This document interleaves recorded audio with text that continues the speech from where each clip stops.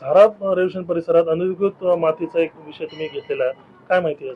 नाही, खरं तर आपण बघितलं असाल की सिंधुदुर्ग जिल्ह्यामध्ये आज प्रशासनाचं कुठल्याही गोष्टीकडे लक्ष नाही आणि प्रशासनावर सत्ताधाऱ्यांचा दबाव मोठ्या प्रमाणात आहे आणि त्यांनी वारंवार ते अधिकाऱ्यांनी सुद्धा खाजगी जाहीरपणे सुद्धा बोलून दाखवलेलं आहे.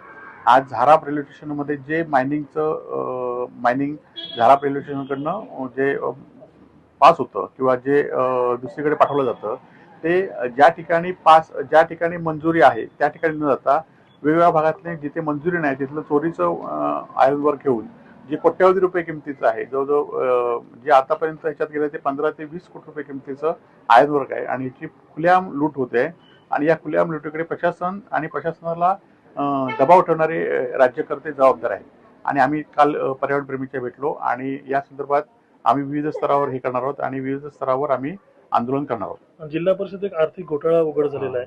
नाही, जिल्हा परिषदमध्ये जी कामं झाली नाहीत त्या कामाचं बिलं करून जे अधिकारी ऐकत नाही होते त्यांना धमकावून आणि जे अधिकारी धमकावून पण ऐकले नाही त्यांच्या खोट्या सह्या करून कोट्यावधी रुपयाची बिलं काढलेली आहेत.